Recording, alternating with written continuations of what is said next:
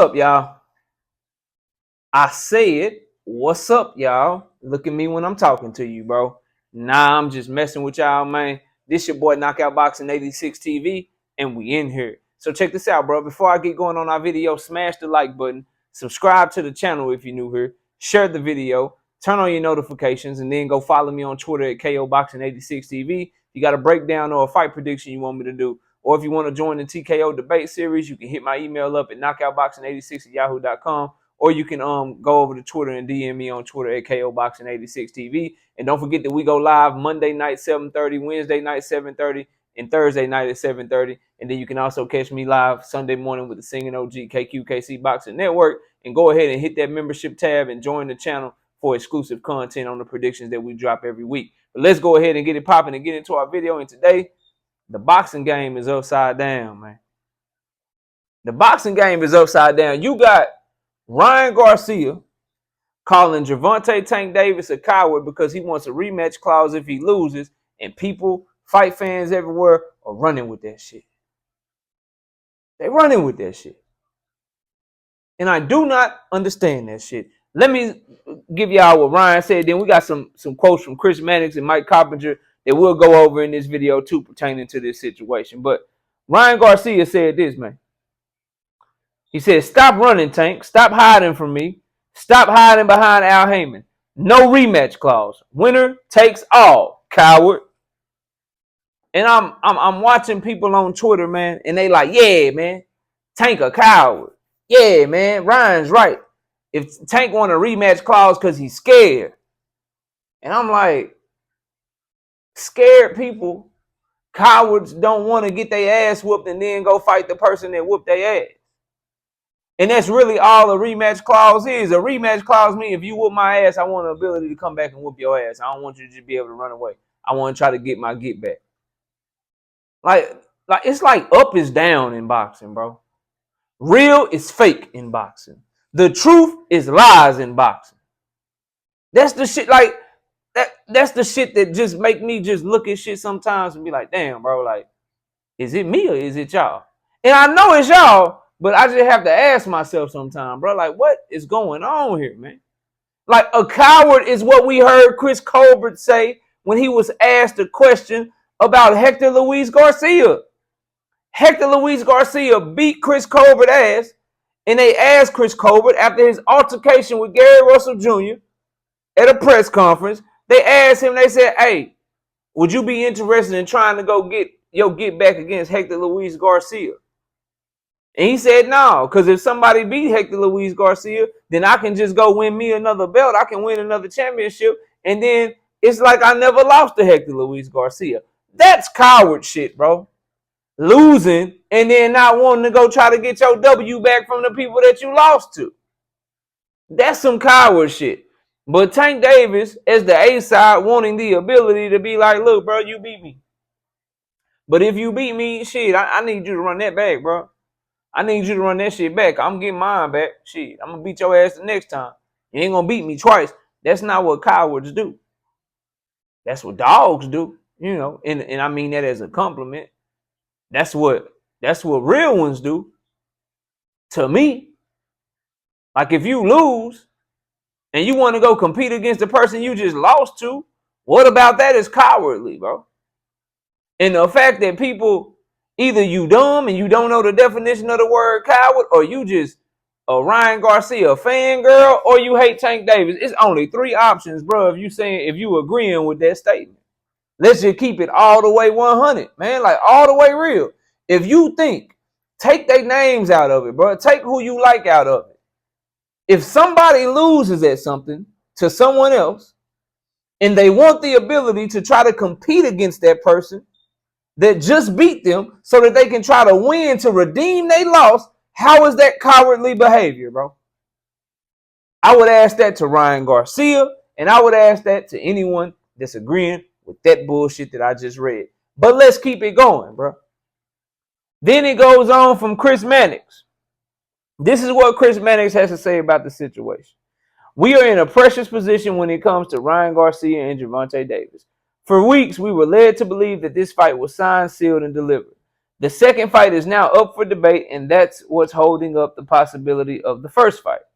This is over the rematch clause. And this was something that Golden Boy was led to believe in their conversation with PBC executives, that they and DAZN would be in the lead for a rematch between Tank Davis and Ryan Garcia, which it could be only triggered by Tank Davis. Ryan Garcia does not have a rematch clause for this fight. I'm going to stop right there. Who told Chris Mannix this shit, bro? Who told him that PBC led them to believe that they would be the lead promoter in the rematch? I need to know who his sources are, because I have not. Somebody correct me if I'm wrong. I ain't heard Oscar De La Hoya say that shit. I ain't heard Golden Boy say that shit. Chris Mannix saying that shit is the first time that I heard. Why all the shit that you see Oscar De La Hoya put on Twitter, bro? All that shit. How come he ain't put that on there? Like all the shit he say about Al Heyman and all the shit he talk about the PBC. How come he ain't said that? So like it's like people be like through third parties and shit be like, hey man, PBC lying. They did this. They misled this. They did this. And then you don't never know where that shit coming from. So he says that they were led to believe that DAZN would be the lead promoter in the rematch if the rematch had to happen because Tank lost. Well, who told you that they were led to believe that? Where's that information coming from? How come you ain't put a name on it? And if you got it from Oscar, how come he talking through you? And he ain't say the shit like he say on Twitter about everything else he talking about. This man is willing to tell y'all about how he shopping for women's underwear, bro. He'll tell you on Twitter how he does anybody know where I can get a nice tightly fitted thong? He'll tell you that we at the 1 yard line, the PBC, or Ryan should be the A-side, Ryan should be this, but nowhere in those tweets will he tell you. And they told us that we would be the A-side, and then they lied to us, and then they tried to switch it. Why ain't he say that, bro? Like I don't know who these dudes be thinking they be fooling, man. Like I don't understand this shit. But let's keep going, bro. Then they say, when the contracts came back, the contract said Showtime PBC were in control of the rematch. Is this basically where we stand right now, where this rematch could potentially torpedo on April 15th? And he's asking this to Mike Coppinger. They having a conversation. So he's asking Mike Coppinger basically, hey, when the contracts came back after PBC led DAZN to believe that they would be the lead promoter in the rematch, is it true that PBC changed up the contracts when they sent them to him for April 15th? And this is what Coppinger said. This is a major sticking point, and I understand Oscar De La Hoya's position here. He says, like you say, this only comes into play if Ryan Garcia wins. And mind you, Ryan Garcia is the underdog. No one I've spoken to are giving him much of a chance. I'm giving him a big chance. So this only comes into play if Gervonta wins. If Ryan scores the upset, why shouldn't his team and his network be in the lead? That's pretty standard practice in boxing. That's a pretty standard lie that y'all keep trying to tell the people, bro. I do not understand why people keep perpetuating this lie, bro. It's a blatant lie. And Mike Coppinger now is complicit in it. Chris Mannix is complicit in it. Oscar De La Hoya is leading the charge of it. It is a lie that when a fighter wins, it is standard for him to become the A-side in the next fight, bro. That is unequivocally, unapologetically a flat-out lie, bro. And a lot of people that are perpetuating this know that shit. Like you are a journalist for ESPN if you Mike Coppinger. You should know that shit. You were the lead network when Anthony Joshua fought Andy Ruiz if you were DAZN. You should know that shit. You were Oscar De La Hoya, the golden boy. You were in the ring when Sugar Shane Mosley beat your ass. And then when y'all did the rematch, you saw the contract. You know how much money you got. You know how much money he got. You know that you were in full control and still the A-side against Shane Mosley, even though you had beat his ass. I mean, even though he had beat your ass already, bro. You know this shit. Everybody knows that Andy Ruiz beat the shit out of Anthony Joshua in the first fight. Put him down 4-5 times. Knocked him out. When they went to do their rematch, did all the network broadcasting shit, since it's so standard, right? Since what Mike Carpenter said, this is a pretty standard practice in boxing. I don't know why I got to keep explaining this shit, but I'm going to keep doing it because y'all keep lying, and I'm going to keep telling the truth. And if you don't like it, dip out. But now they're saying it's pretty standard for this shit to happen when we just watched the zone have Anthony Joshua lose to Andy Ruiz, and in the rematch, Anthony Joshua was still the A-side because he was the bigger name, because he generated more revenue than Andy Ruiz. It's the same thing for Tank Davis and Ryan Garcia. How come? Someone explain this to me. How come Tank Davis is any different than when Oscar De La Hoya was the A-side or Anthony Joshua was the A-side? Hell, Shane Mosley is a multiple division champion and Hall of Fame fighter and was already a world champion when he fought Oscar De La Hoya.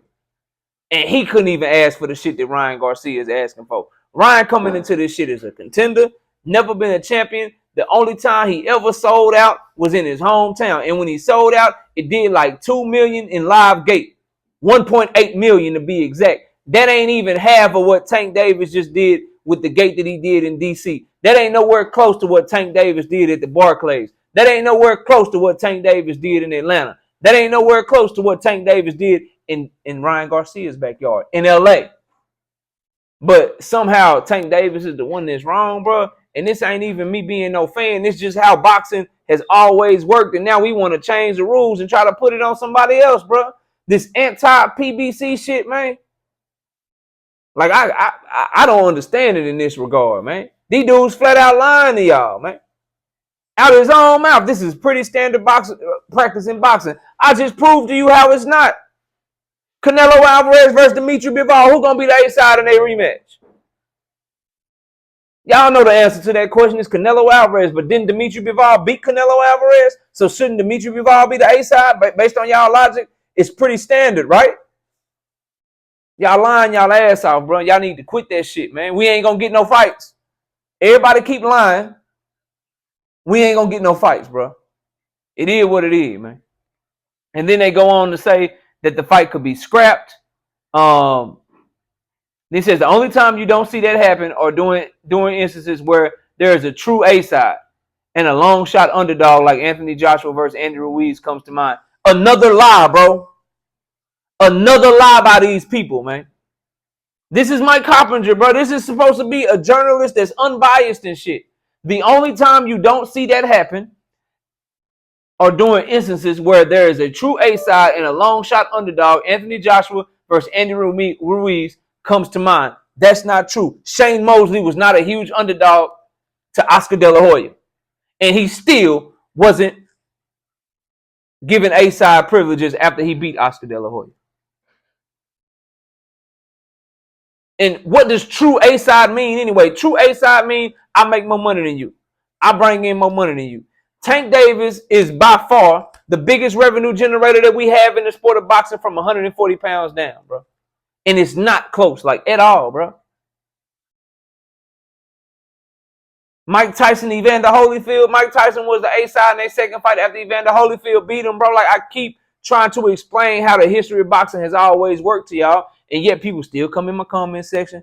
People still on Twitter, still pushing that bullshit because of guys like Mike Carpenter, Chris Mannix, who have bigger platforms than people such as myself, just perpetuating these bold-faced, flat-out lies to y'all, man. And y'all just eat it up and run with it because you might not like Tank Davis. Maybe you a Ryan fan. Or you might not like Tank Davis. Maybe you a Devin Haney fan. Or you may not like Tank Davis because you hate Al Heyman and you hate Floyd Mayweather. So you just run with these blatant lies.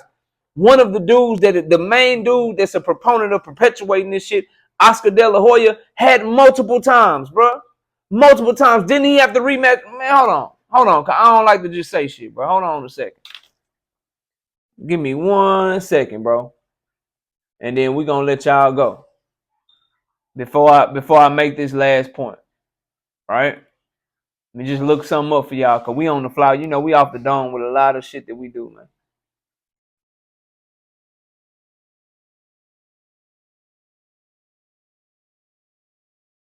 Give me 1 second. I'm trying to find it here.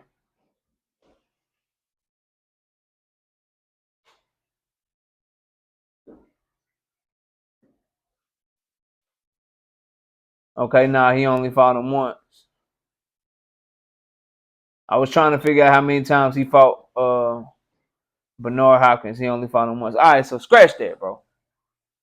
But I say all that to say, man, stop with the line, bro. Like, this whole notion that what Ryan Garcia is asking for, what Oscar De La Hoya and Golden Boy is asking for, this whole notion that it's standard practice, that this is something that always happens, bro, it's a 100% bold-faced, bald-faced lie, man. It's a lie. Quit lying to the people, man. And like I told y'all yesterday, if you want the fight, put pressure on the B side to take the fight, man. And respect the A side. Otherwise, bro, this shit, we're going to be right back where we at. We ain't getting no damn fights. Y'all let me know what y'all think. Comment down below. Smash the like button. Subscribe to the channel. Share the video. Turn on your notifications. Follow me on Twitter at KOBoxing86TV. You got a breakdown or a prediction, you can hit my email up, knockoutboxing86@yahoo.com. Don't forget we live Monday nights, Wednesday nights, and Thursday nights at 7:30 p.m. Central Time. And also Sunday mornings with the Singing OG, KQKC Boxing Network, 9 a.m. Central Time. And please join the channel for access to exclusive content. Become a member to the channel to help the channel grow. Appreciate y'all watching. Enjoy the rest of your day. And with that, we out of here. Peace out, y'all.